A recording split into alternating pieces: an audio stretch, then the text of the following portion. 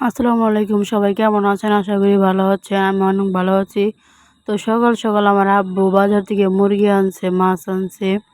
তো সেগুলো কুটে এখানে আমার ভাবি সব কিছু রেডি করে নিয়ে রান্না করতেছে।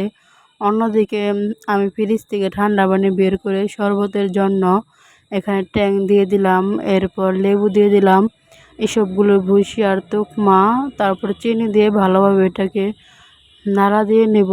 তো এই তো আমার শরবত বানানো শেষ, এখন সবাইকে দিব। এদিকে মাংসটা প্রায় রান্না শেষ হয়ে গেছে।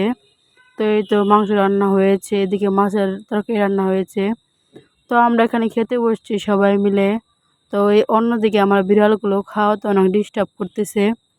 তো বিকালে একটু সবাই মিলে ঘুরতে বের হলাম। এটা হচ্ছে আমার ভাবি, অন্যদিকে আমার ছোট ভাই। তো আমাদের বাড়ির সাইডে ছোট একটু কাশবনের বাগান ছিল। তো সেখানে গিয়ে ভাইদেরকে নিয়ে একটু এনজয় করলাম। তো এই তো কাশ ফুলগুলো অনেক সুন্দর ছিল। তো এই তো আমরা এখন বাসায় চলে যাচ্ছি। সবাই ভালো থাকবেন। আল্লাহ হাফেজ।